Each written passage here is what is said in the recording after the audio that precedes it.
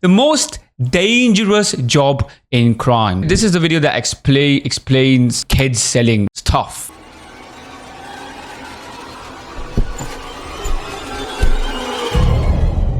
Five teenagers are dropped off just outside the port of Antwerp. The port is as big as an entire city, and it never sleeps. Throughout the night, there are trucks rolling in and containers being shifted around. But the boys are here for a very different kind of job.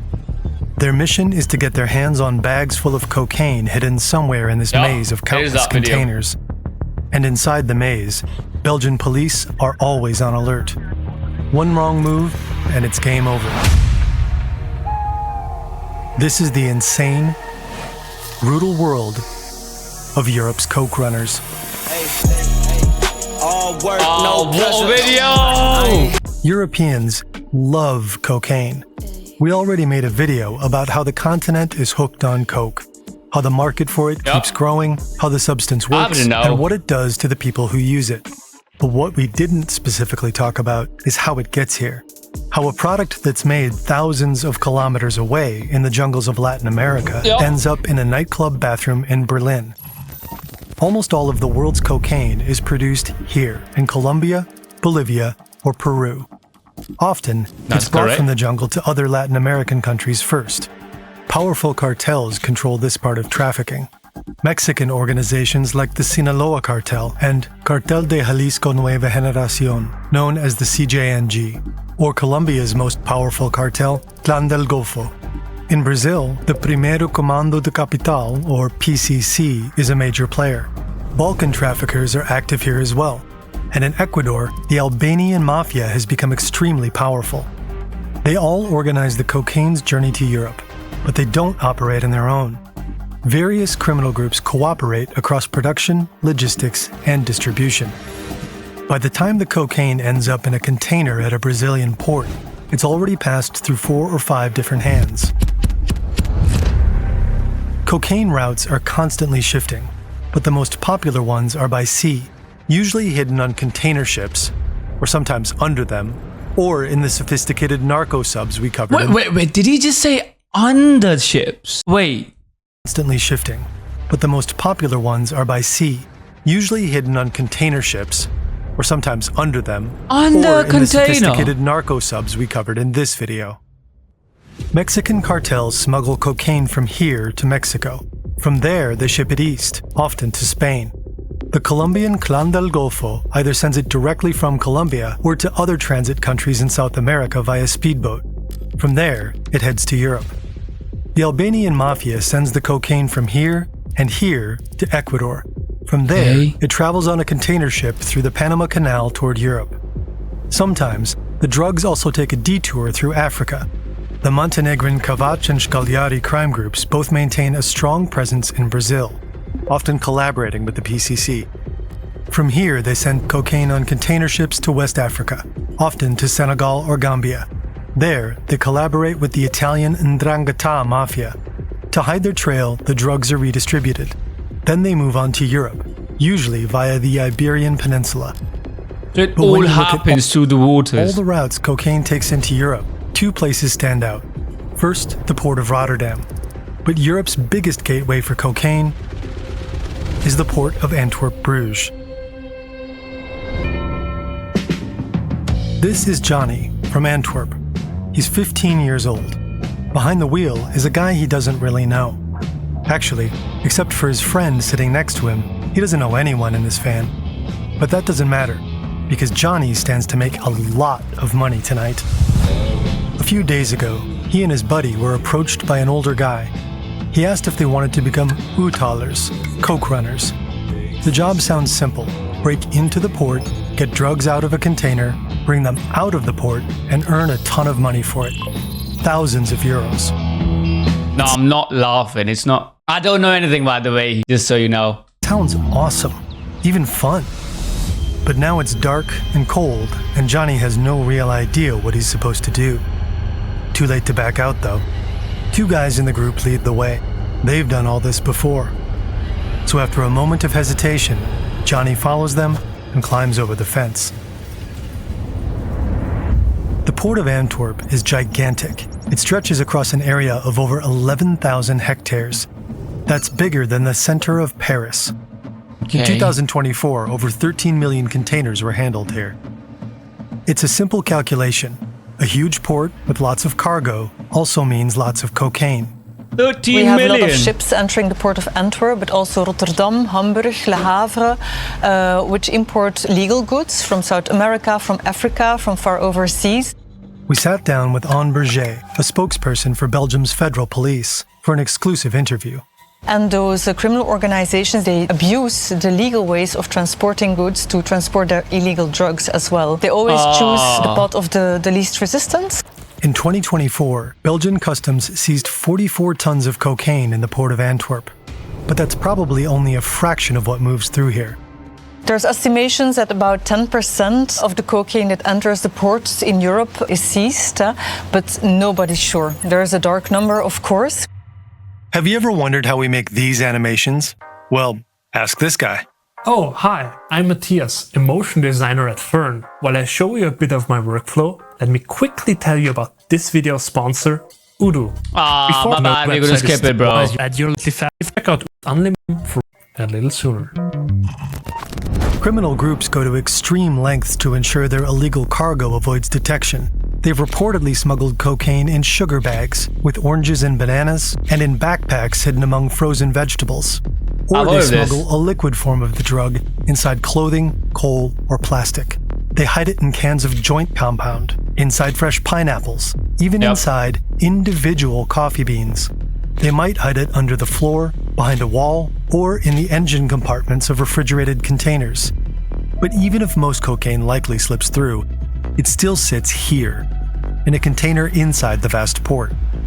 And getting it out of there to sell it on the streets is a completely different challenge for organized crime. They're always playing a high-stakes cat-and-mouse game with the authorities. They have to stay inventive, constantly finding new approaches. And a few years ago, a new method emerged that completely changed the game. Criminal organizations, they recruit people. We call them coke runners. They're in. Johnny has never seen so many containers in his life. A sea of giant metal boxes stretches out in every direction. Hundreds, if not thousands of containers stacked so high it feels almost unreal. Row after row, wherever he looks. It's overwhelming. How can they find the exact container they're looking for? Luckily, one of the older guys has a phone and is in contact with the client. He sends over a photo that roughly shows the spot plus the coordinates. Time to go. Right turn here. They try to stay quiet, ducking into the shadows, listening for any unusual sounds. Johnny's pulse is racing. He can hear the heartbeat in his ears. After this, it's to the left. Then there should be a red container between blue and yellow ones on the bottom row. And bingo. Johnny and the others probably don't realize just how dangerous this all is. The port's authorities have implemented an array of security measures to combat the surge of coke runners. About exact technologies, I'm not going... So far what I've heard is information that I already knew, allegedly, of course. I wouldn't know this. This is late. Yeah, phone videos are good. To give you any information, but we work hard together with everybody. We have a lot of exchange of information. The port is packed with security cameras. Police officers, customs agents, and thousands of workers are in the area every day. The port also relies on smart technology, smart cameras, sensors, and a network of 6 automated drones. They take off from these docking stations and do 18 flights a day. The drones are managed from here, the port's command and control center. It's unclear to what degree... Is there coke in that... Bro, that's... Hey, bro. Like, fucking... That's my... You can see what's in it. You can see. FBI open. You can see, though. Allegations. ...to combat the surge of coke runners.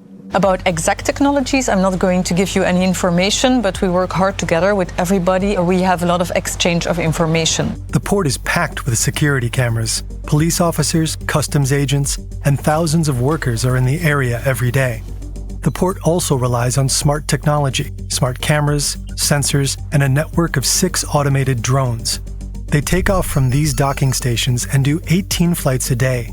The drones are managed from here, the port's command and control center. It's unclear to what degree these drones aid in catching potential coke runners. How would they? Using the cameras inside the drones, port staff can zoom in and out of different areas in the port's infrastructure. Soon, they say, they'll also have autonomous drones, sending back images and data in real time. These drones would feed information straight into Apica, an AI assistant with a 3D interface. Oh, so it's basically a flying CCTV camera. In the port of Antwerp, Bruges.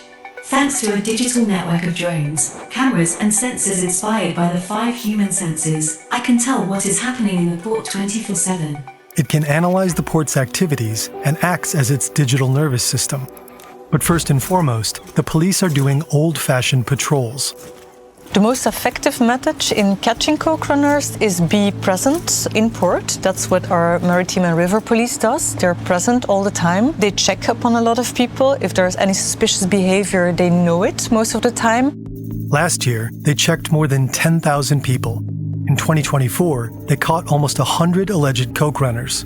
In 2025, it was nearly double that. Alleged though, it's how do you unclear know? How many they didn't catch. And then there's another huge challenge: corruption. It's very difficult to get drugs out of the port without having someone inside the port. So somebody needs to... Again, this is public information that these things, the corruption is there. Whenever there's any drugs transported, there's corruption. Allegedly, I don't know, but I just know about these things because I watch news and shit.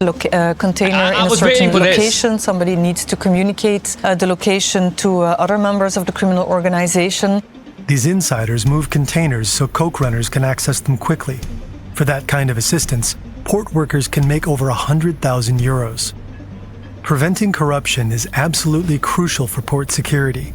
If nobody was telling Johnny and the crew where to go, they'd never find their target container. They made it. Now they need to get in. They pull open the doors and see bananas. But right there, among the crates, exactly where they should be, bags, full of cocaine. Johnny throws a bag over his shoulder. It's heavy. As the shoulder strap bites into his neck, he's already picturing a new phone, maybe even a car. Time to sneak back out. Shit! The port police have spotted them. 2 take off in this direction. The 3rd runs this way. Not a smart decision. Doesn't he realize that he's running straight toward the... Nope. Water. That is a smart decision. Johnny and his friend just stand there, panicked, frozen. These boys are the bottom of the food chain. Catching them won't get you anywhere near the higher-ups or the cartel bosses. They don't usually reside in Belgium. But Anne Berger tells us she and her colleagues are hunting these individuals as well. And we really try to trace up to the instigators of the criminal organization, the principals of the criminal organization. And there's a lot of them being brought to court. Who's the biggest fish that you caught? I won't give you any names, but if you Google it, you'll find them. Well, okay, let's find out. Okay. There's Othman El Balouti, a cocaine kingpin linked to the so-called Mokro Mafia. In 2021, he ordered the transport of 11 tons of cocaine that were intercepted in Antwerp. Oh, so they're catching the people who are ordering these, not the one who is sending these. It's one side of it. In 2024, he received a 20-year prison sentence for it. That's it? In 2021, international 20 years? That's it? What about life sentences? Enforcement agencies cracked the encrypted messaging platform Sky ECC. They were able to read hundreds of millions of messages sent by criminals. As a result, a court in Belgium sentenced more than 100 criminals in a mass drug trafficking trial in 2024. And at the time of our reporting, the trial of alleged drug boss Floor Bressers is still ongoing. He's accused of co-running a network that shipped huge amounts of cocaine from South America to Europe. He allegedly made around 230 million euros from just 10 shipments. What? When Johnny and his friend were first approached, they might have thought it would be a quick and easy job without any consequences. Well, they're taken to the police station. Johnny is brought to an interrogation room. He's scared and completely overwhelmed. And the first person they see is not their mother or their father or nobody they know, but it's just me, because I'm going to be there with them in order to help them, because as a minor, they can't be interrogated by the police without being the presence of a lawyer. My name is Chantal van den Bos. I'm a lawyer and I often defend minors or adults concerning coke deals. So I think I represented more than 100 cases. Just like our fictional Johnny, coke runners are often very young. The youngest I saw was 13. We see a lot of young guys, mostly between 15 and 17 and a half, just when they're still minor, because it's an advantage. Because when you're a minor, you can't go to jail. So teenagers like Johnny might think they won't face any consequences. That it's their chance to make a lot of money. For north of 10,000 euros.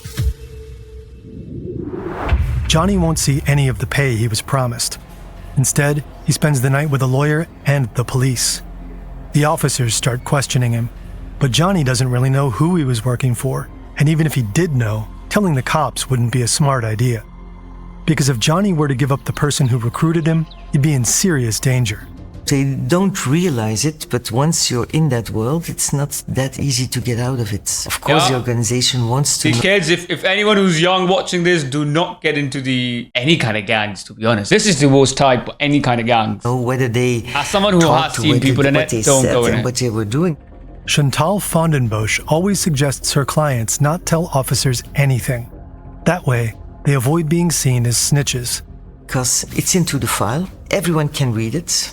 And it's much too dangerous, so I suggest them to keep silent. I can't put my youngster in danger. I can't do that.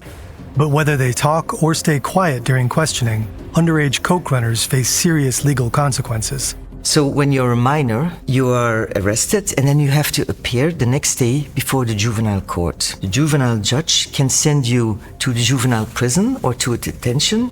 They might have to stay there for weeks or even months. But it's different if you're over 18. If you're an adult, you come into the prison. Afterwards, you get a sentence, and that's between 40 months, and you'll have to pay a fine of about 8,000 euros if you're a first offender, of course. In February 2025, 3 Dutchmen were arrested in the port of Antwerp for allegedly attempting to retrieve cocaine. The authorities didn't catch them in action. There was no cocaine on them. But they did have the typical tools of the trade with them. Now they face over 3 years in prison. Belgian authorities are taking a tough approach, hoping it will make an impact.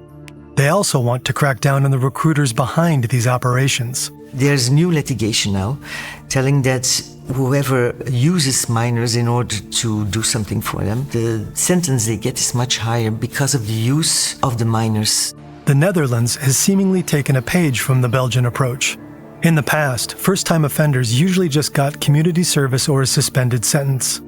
Coke runners had to pay a small fine of 90 to 100 euros for trespassing if they weren't caught red-handed. If they're caught inside the port without a valid reason today, they can also end up in prison. Even if coke runners manage to pull off a few jobs, there's often no way out. You don't just tell a criminal group, "Nah, I'm good," once you're done risking your freedom. Once you do something for a criminal organization and you get money, it's very difficult to say no next time. Because this isn't an exciting heist movie. It's work for a cartel. Some of the most brutal, ruthless criminals on the planet. They'll treat you worse than the police would if you say no.